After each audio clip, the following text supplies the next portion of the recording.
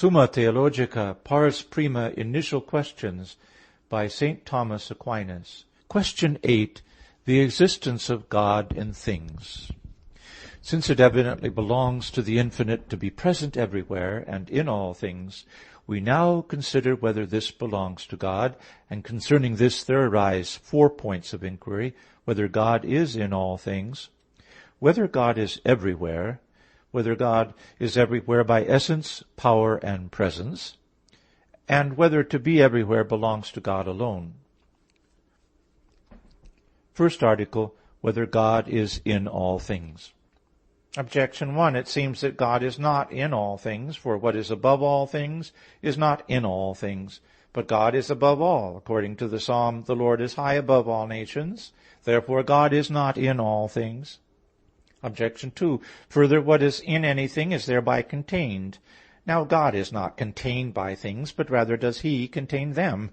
Therefore God is not in things, but things are rather in Him. Hence Augustine says that in Him things are, rather than He is in any place. Objection 3. Further, the more powerful an agent is, the more extended is its action.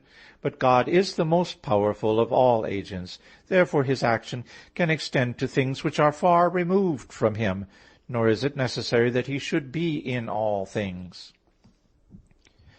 Objection 4. Further, the demons are beings, but God is not in the demons. For there is no fellowship between light and darkness. Therefore God is not in all things. On the contrary, a thing is wherever it operates, but God operates in all things, according to Isaiah, Lord, Thou hast wrought all our works in us. Therefore God is in all things. I answer that God is in all things, not indeed as part of their essence, nor as an accident, but as an agent is present to that upon which it works. For an agent must be joined to that wherein it acts immediately, and touch it by its power. Hence it is proved in physics that the thing moved and the mover must be joined together. Now since God is very being by His own essence, created being must be His proper effect, as to ignite is the proper effect of fire. Now God causes this effect in things not only when they first begin to be, but as long as they are preserved in being, as light is caused in the air by the sun as long as the air remains illuminated. Therefore, as long as a thing has being, God must be present to it, according to its mode of being. But being is innermost in each thing and most fundamentally inherent in all things, since it is formal in respect of everything found in a thing, as was shown above. Hence it must be that God is in all things and innermostly. Reply to objection 1. God is above all things by the excellence of His power or nature. Nevertheless, He is in all things as a cause of the being of all things, as was shown above in this article. Reply to objection 2. Although corporeal things are said to be in another as in that which contains them, nevertheless spiritual things contain those things in which they are, as the soul contains the body. Hence also God is in things containing them. Nevertheless, by a certain similitude to corporeal things, it is said that all things are in God, inasmuch as they are contained by Him. Reply to objection 3. No action of an agent, however powerful it may be, acts at a distance, except through a medium. But it belongs to the great power of God that He acts immediately in all things. Hence nothing is distant from Him, as if it could be without God in itself. But things are said to be distant from God by the unlikeness to Him in nature or grace, as also He is above all by the excellence of His own nature. Reply to objection 4. In the demons there is their nature which is from God, and also the deformity of sin which is not from Him. Therefore it is not to be absolutely conceded that God is in the demons, except with the addition, inasmuch as they are beings. But in things not deformed in their nature, we must say absolutely that God is. Second article, whether God is everywhere. Objection 1. It seems that God is not everywhere, for to be everywhere means to be in every place. But to be in every place does not belong to God, to whom it does not belong to be in place at all.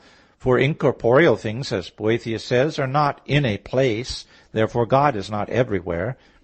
Objection 2. Further, the relation of time to succession is the same as the relation of place to permanence.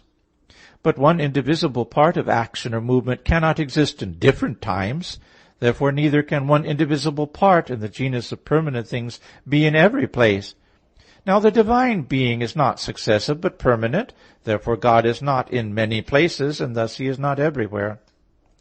Objection 3. Further, what is wholly in any one place is not in part elsewhere. But if God is in any one place, he is all there, for he has no parts. No part of him then is elsewhere, and therefore God is not everywhere. On the contrary, it is written, I fill heaven and earth. I answer that, since place is a thing, to be in place can be understood in a twofold sense, either by way of other things, that is, as one thing is said to be in another no matter how, and thus the accidents of a place are in place, or by a way proper to place, and thus things placed are in a place. Now, in both these senses, in some way, God is in every place, and this is to be everywhere. First, as he is in all things, giving them being, power, and operation, so he is in every place as giving it existence and locative power. Again, things placed are in place, inasmuch as they fill place, and God fills every place. Not indeed like a body, for a body is said to fill place inasmuch as it excludes the co-presence of another body, whereas by God being in a place, others are not thereby excluded from it. Indeed, by the very fact that he gives being to the things that fill every place, he himself fills every place. Reply to objection 1. Incorporeal things are in place not by contact of dimensive quantity, as bodies are, but by contact of power. Reply to objection 2. The indivisible is twofold. One is the term of the continuous, as a point in permanent things, and as a moment in succession. And this kind of the indivisible in permanent things, for as much as it has a determinate site, cannot be in many parts of place or in many places. Likewise, the indivisible of action or movement, for as much as it has a determinate order in movement or action, cannot be in many parts of time. Another kind of the indivisible is outside of the whole genus of the continuous, and in this way incorporeal substances like God, angel, and soul are called indivisible.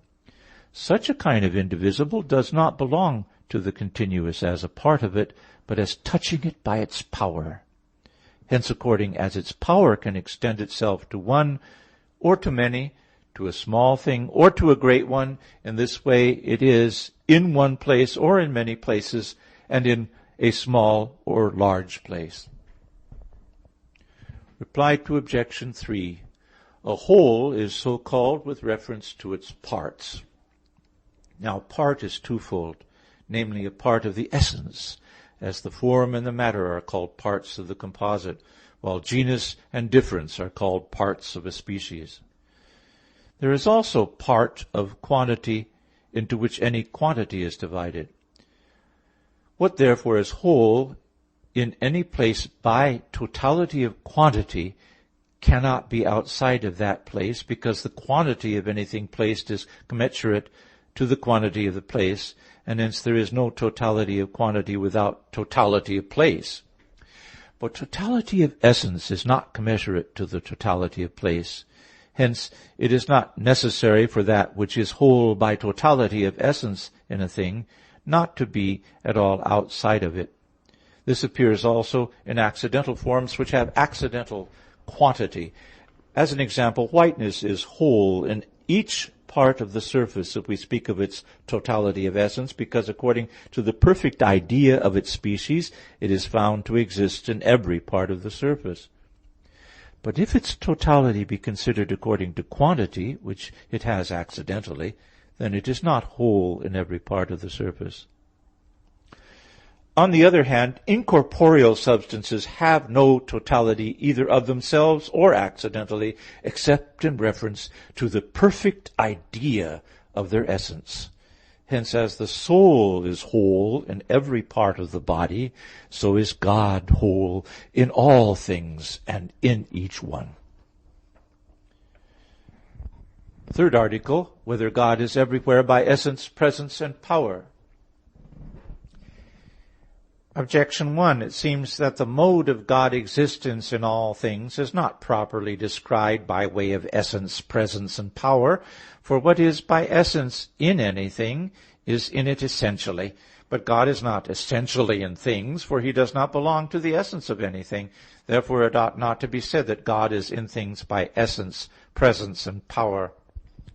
Objection 2. Further, to be present in anything means not to be absent from it, but this is the meaning of God being in things by his essence, that he is not absent from anything.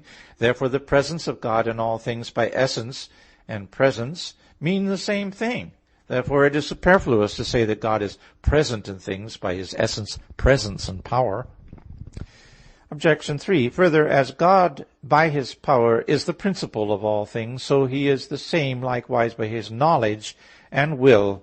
But it is not said that he is in things by knowledge and will. Therefore neither is he present by his power. Objection 4.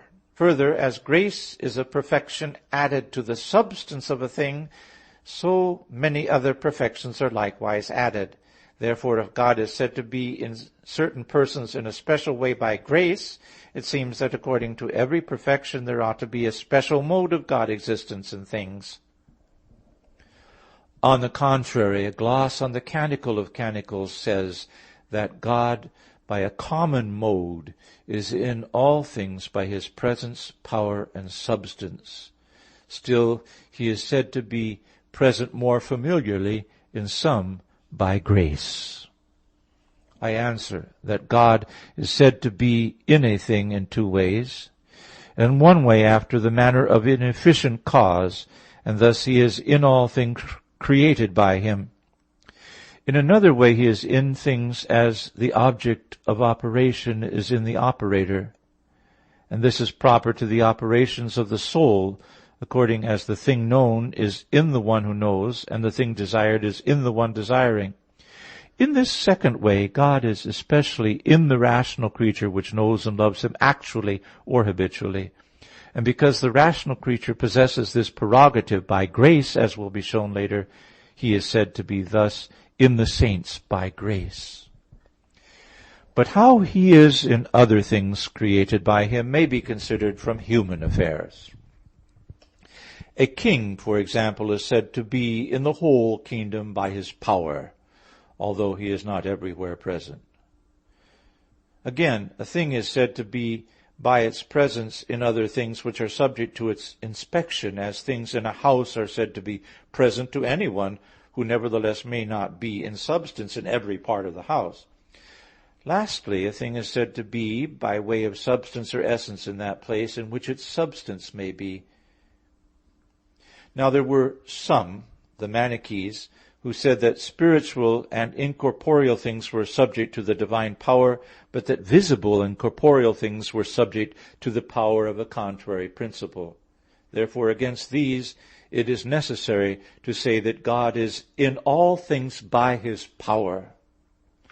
But others, though they believed that all things were subject to the divine power, still did not allow that divine providence extended to these inferior bodies. And in the person of these it is said, he walketh about the poles of the heavens, and he doth not consider our things. Against these it is necessary to say that God is in all things by his presence.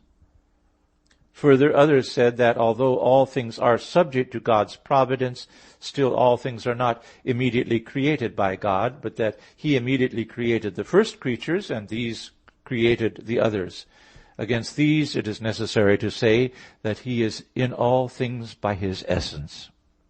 Therefore God is in all things by his power, inasmuch as all things are subject to his power.